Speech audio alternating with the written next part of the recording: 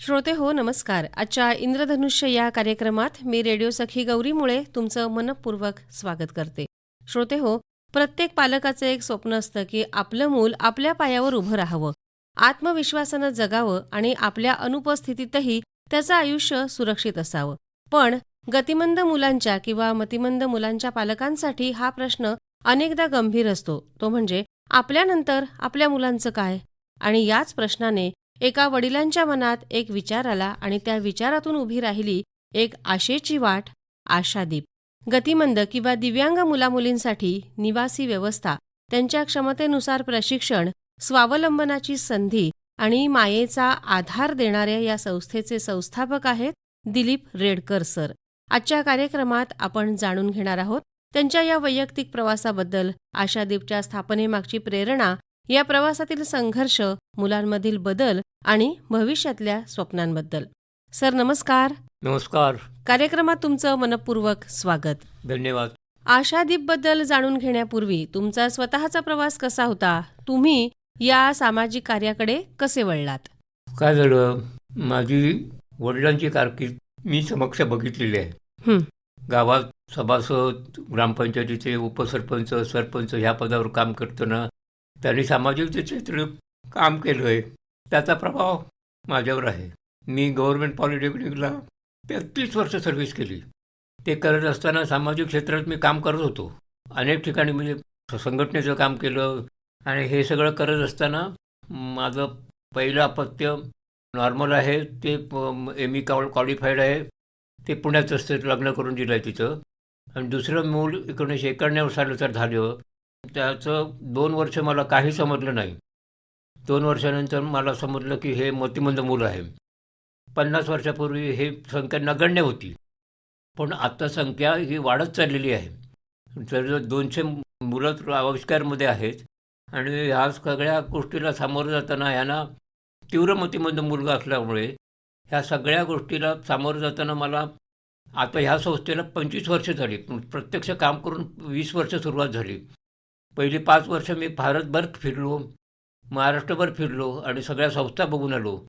आणि संस्था बघून असताना आपल्या पश्चात काय, ह्या प्रश्नाचं उत्तर माझ्याकडे नव्हतं. आणि ह्या प्रश्नाचं उत्तर शोधताना मी आविष्कारमध्ये मुलाला दाखल केलं आणि नंतर कैलासवासी प्राचार्य जडे सर यांनी घटना स्थापन करून माझी संस्था स्थापन करून दिली. सुरुवातीला आम्ही 60 सभासद होतो. आता माझं वय 75 आहे. तर माझ्याबरोबर काम करणारे सगळेच म्हातारे झालेले आहेत आणि आता नवीन कोण सभासद व्हायला तयार नाही आहेत. त्यामुळे ह्या सगळ्या गोष्टींना प्राधान्य देताना आपल्या पश्चात काय करताना संस्था सुरू करायचा असा विचार माझ्या मनात आला. कारण शाळा होती पण हे नव्हतं, वसतिगृह नव्हतं. हे सगळं करत असताना आपण काय केलं, करूया म्हणून सांगितलं. तर म्हटलं, पहिल्या सुरुवातीला पाय उचलल्यानंतर आर्थिक नियोजनाचा प्रश्न होता. 2 वर्ष मी स्वतःच्या खर्चाने हे केलं आहे आणि कर्मचारी मिळणं मुश्किल होतं. फातिमा नावाची एक महिला माझ्याबरोबर काम करते आणि एक विनोद पालकर म्हणून काम करतो. हे सुरुवातीला काम करणारे फाउंडर होते. त्याच्यानंतर एक कसं करून 10 कर्मचारी वाढत गेले आणि 25 मुलं आमच्याकडे आहेत आता. सुरुवातीला आम्ही 1500 रुपयाला सुरुवात केली होती 20 वर्षापूर्वी. पण आता महागाई वाढली आहे, कर्मचाऱ्यांचं मानधन द्यावं लागतं, शासन काही देत नाही आहे. त्यामुळे ह्या सगळ्या गोष्टीला सामोरं जाताना पैशाचा प्रश्न उपस्थित होतो आणि आर्थिक परिस्थिती गरीब कोकणातल्या माणसांची कसल्यामुळे 500 वाढून कर्मचाऱ्यांचं मानधन तरी वाढवलं पाहिजे. आणि ह्यासाठी मग आमच्याकडे आता परिस्थिती अशी निर्माण झाली की 7,000 रुपये जेमतेम आणि खर्च येतो 10,000 रुपये पर हेड. पण हे 3,000-4,000 रुपये जनता सांभाळते. हे अतिशय उपकारकारक आहेत आणि आर्थिक परिस्थिती सगळी जर जनताने सांभाळलेली आहे. सर, 25 वर्षापूर्वी तुम्ही म्हणालात की ही संस्था सुरू करायची असं तुमचं ठरलं. तर त्या काळामध्ये अशा मुलांसाठी आवश्यक असलेल्या सुविधा किंवा मार्गदर्शन मिळणं शक्य होतं का? शक्यच नव्हतं. मार्गदर्शन मिळणं शक्य नव्हतं. कारण काय माहिती, या ठिकाणी कोण जबाबदारी घ्यायला तयार नव्हता. आणि माझ्याकडे सामाजिक बांधिलकी असल्यामुळे मी हे प्रयत्न करायचं म्हणून सुरुवात केली. आणि ह्या सगळ्या गोष्टीला सामोरं जाताना मला कर्मचाऱ्यांची साथ मिळाली. तुमच्या स्वतःच्या मुलाच्या अनुभवातून तुम्हाला इतर पालकांच्या वेदना किंवा अडचणी नेमक्या काय असतील हे हां, जाणवल्या काय असतं असतील. तर कसं माहिती आहे, काही तीव्र मोतीमंद मुलं असतं. माझा मुलगा तीव्र मोतीमंद आहे हां, आणि काही मुलं अशी हायपर टेन्शन असतात आणि हे सगळं घरात एक मुलगा असला तर बाकीचे मुलं सांभाळू शकत नाही. इतर भावंडं असतात, त्यांचं शिक्षण होऊ शकत नाही आहे. त्यामुळे ह्या गोष्टीला कोणतरी सपोर्ट हवा आहे म्हणून संस्था सुरू करायला पाहिजे. संस्था सुरू केल्यानंतर एक करत 25 मुलं वाढत चाललीत. त्यामुळे बांधकाम सुरू केलेलं आहे आणि बांधकाम सुरू करताना विचार करतो की प्रत्येक ठिकाणी पाय उचलला की पैसा, पाय उचलला की पैसा. बरोबर. आणि ह्या सगळ्या गोष्टीला सामोरं जाताना जनता सांभाळते हे सगळ्यात महत्त्वाचं आहे. हं. श्रोते हो, एखादी वैयक्तिक अडचण अनेकदा माणसाला स्वतःपुरती मर्यादित ठेवते, पण काही माणसं त्या अनुभवातून समाजासाठी काम करण्याची प्रेरणा घेतात. दिलीप रेडकर यांचा हा प्रवास त्याचं उत्तम उदाहरण आहे. सर, मला सांगा, अशा मुलांसाठी निवासी वसतिगृह असायला हवं हा विचार तुमच्या मनात कधी आणि कसा आला? का आता काय माहिती आहे, विभक्त कुटुंब पद्धती चालली आहे. त्यामुळे आपल्या पक्षात काय हा प्रश्नाचं उत्तर कोणाकडे नसतं बरोबर.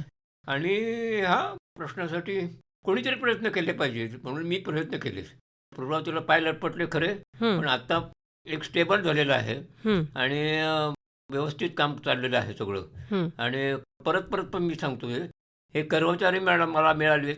कर्मचाऱ्यामुळेच ही संस्था चालू आहे. अशा मुलांचे पालक स्वतःहून तुमच्याशी संपर्क हां, साधतात? माझं ज्यांना गरज असते, मूल सांभाळायची कॅपॅसिटी नाहीशी झाली ना, हां, की मग वाटा शोधत असतात. हां. महाराष्ट्रात असे 17-18 संस्था आहेत.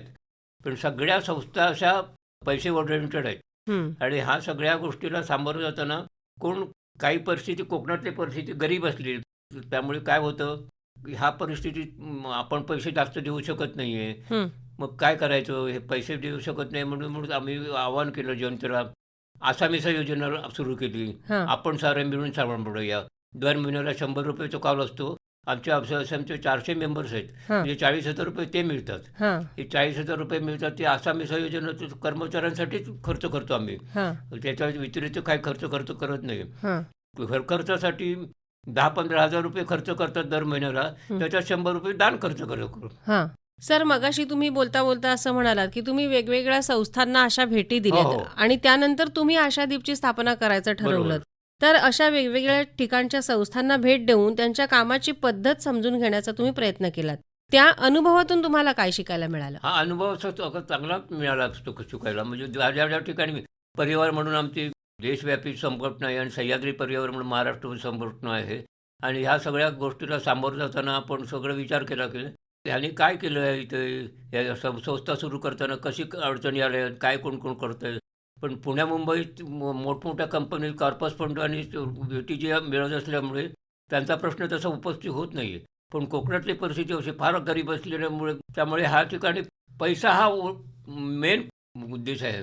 त्यामुळे पैसा असल्याशिवाय काही काम होऊ शकत नाही. बरोबर. मला एक सांगा, आशादीपची सुरुवात करायची असं जेव्हा तुम्ही ठरवलं, तर त्यावेळेला पहिलं पाऊल नेमकं कोणतं होतं? हां, तर पहिलं संघटना स्थापन करणे. संघटना स्थापन करणे म्हणजे काय करणे? रजिस्टर करणे, हे करणे सगळं कैलासवासी जेवढे प्राचार्य होते ना, त्यांनी मला मार्गदर्शन केलं आणि संघटनेचे स्थापन करण्यासाठी आशादीप नाव इत्यादीच आम्हाला सुचवलं. हां, आणि ह्या सगळ्या गोष्टीला सामोरं जाताना आपण सुरू करूया म्हटलं, काम करूया. 20 वर्ष आता सुरू झाली. 20 वर्षात पहिलं पाऊल मी उचललं की काम आपण सुरुवात करूया. आणि सुरुवात करताना आपण फार अडचण निर्माण झाल्या.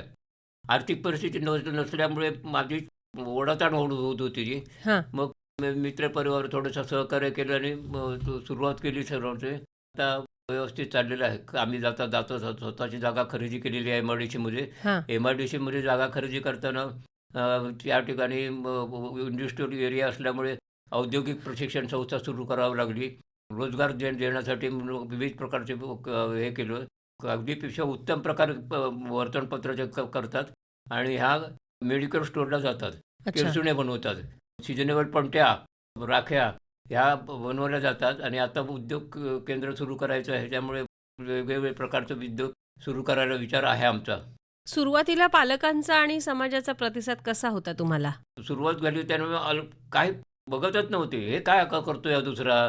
शाळा आहे, पण शाळा आहे ज्यांच्या पदरात मूल आहे त्यांना आपल्या पक्षात काय हा प्रश्नाचं उत्तर त्यांच्याकडे नव्हतं. हां. आणि हे करण्यासाठी म्हणून माझा प्रयत्न झाला आणि सगळ्या संदर्भात मी प्रयत्न सुरू केला. आणि सुरुवातीला एक मुलगा होता, त्याच्यानंतर दुसरा मुलगा, वर्षे वाढत वाढत वाढत वाढत वाढत वाढत वाढत गेलीत आणि ह्या सगळ्या गोष्टीला यश प्राप्त झालं मला. बरोबर.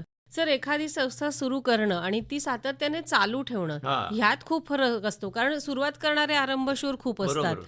पण ती तशीच कायमस्वरूपी चालू ठेवणं होय, हे होय. फार कठीण असतं. कठीण. तर संस्था सुरू केल्यावर सुरुवातीच्या काळात तुम्हाला कोणत्या अडचणी आल्या? पहिली अडचण आली की आर्थिक परिस्थिती. हं.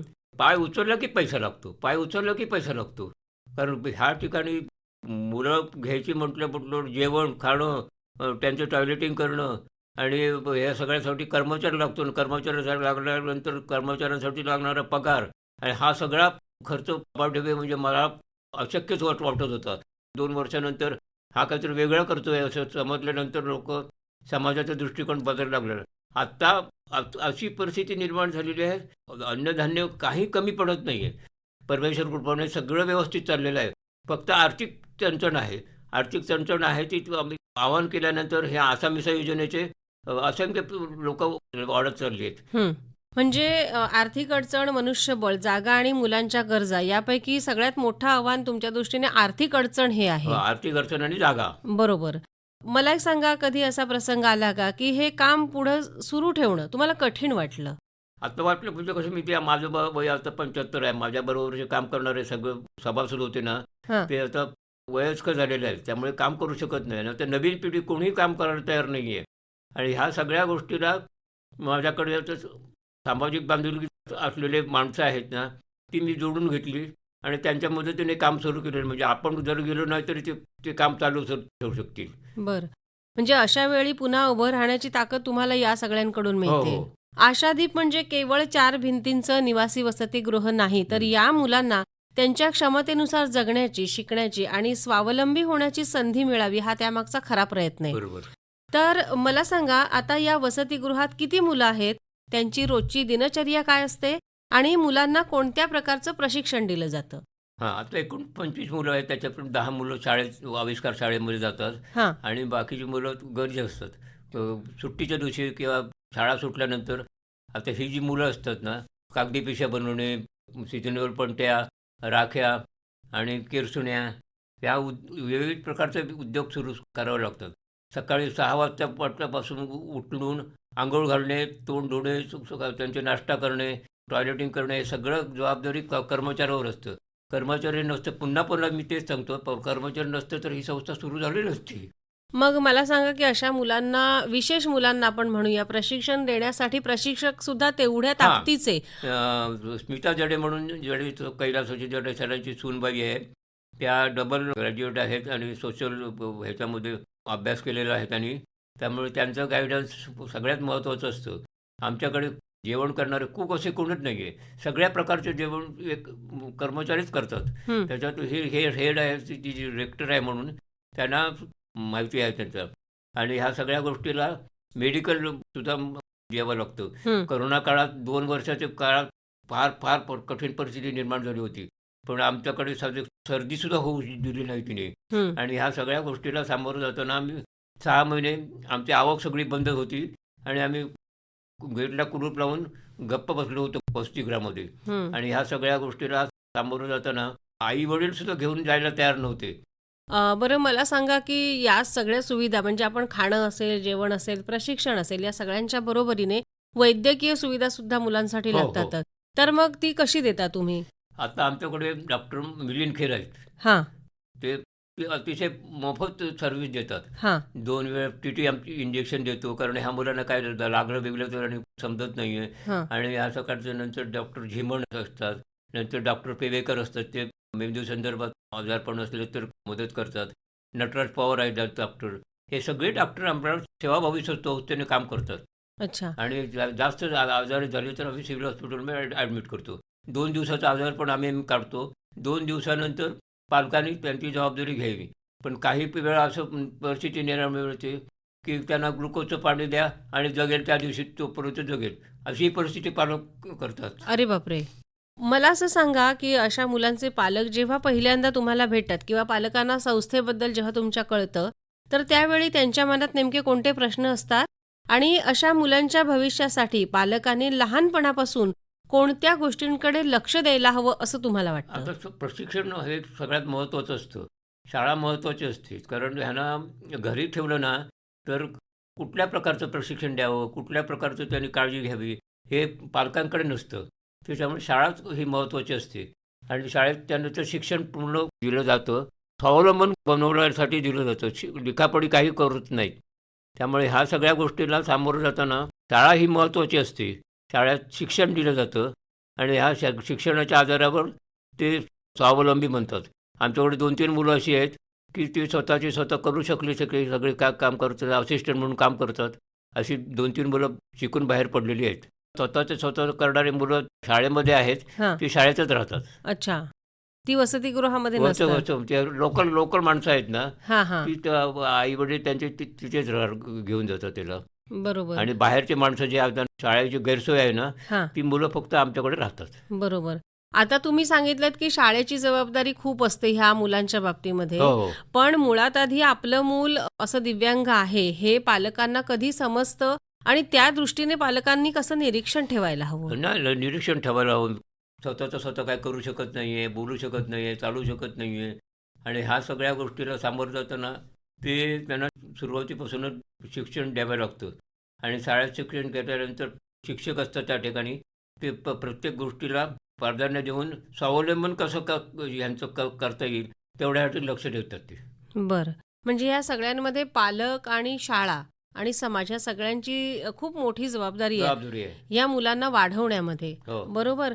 पण समाजाची भूमिका थोडी जास्त महत्त्वाची असते. मग सगळ्यात महत्त्वाची भूमिका समाजाची असते. समाजाने जर हातभार लावला तर ह्या संस्था उदयास येतात. कसा दृष्टिकोन असतो किंवा कसा दृष्टिकोन असावा समाजाचा अशा संस्थांच्या बाबतीमध्ये? आता कसं माहिती आहे, आपलं मूल मोतीमध्ये नाही आहे, नॉर्मल आहे. आपली मुलं चांगली आहेत, चांगली शिक्षक क्वालिफाईड झालेली असतात.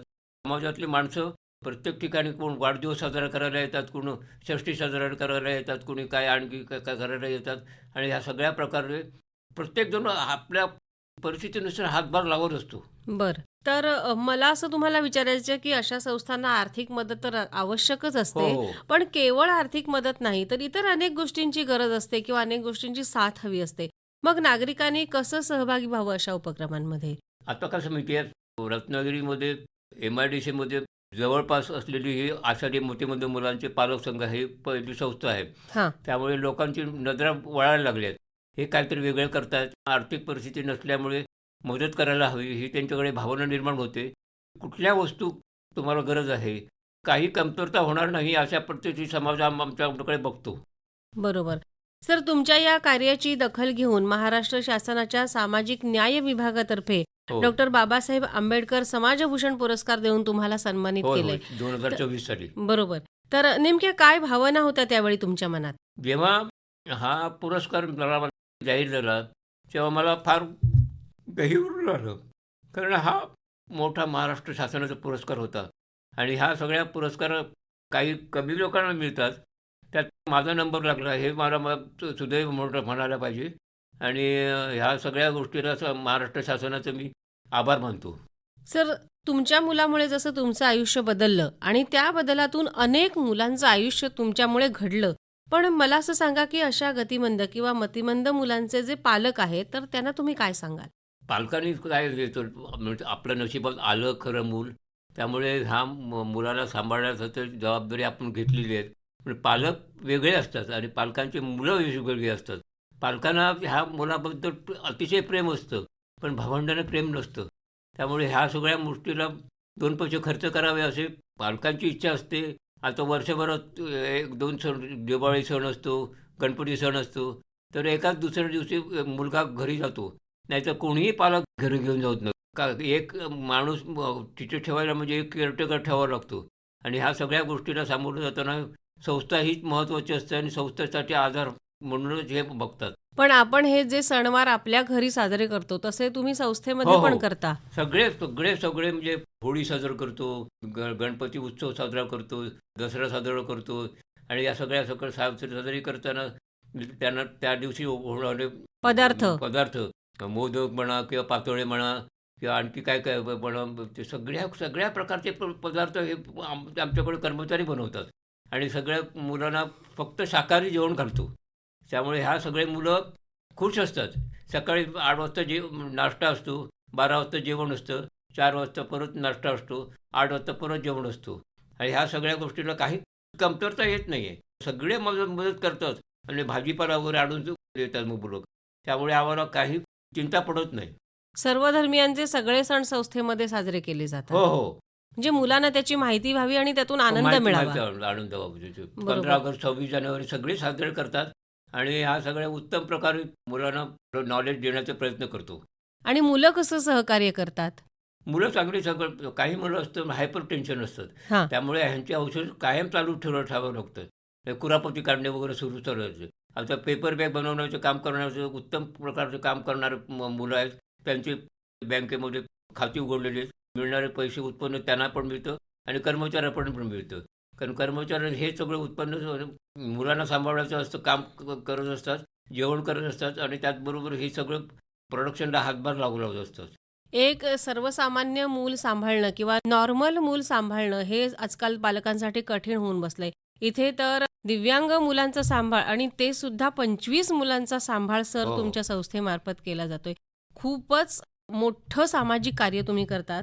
मला सांगा तुमचे भविष्यातले उपक्रम काय आहेत? MIDCमध्ये केंद्र असल्यामुळे स्वयंरोजगार केंद्र निर्माण करणं, स्वयंरोजगारासाठी वेगवेगळे त्यांना झेपणारे उद्योग आहेत ते त्यांना उद्योग देणं आणि मोठ्या प्रमाणात स्वयंरोजगार केंद्र निर्माण करायचा असा विचार आमच्याकडे आहे.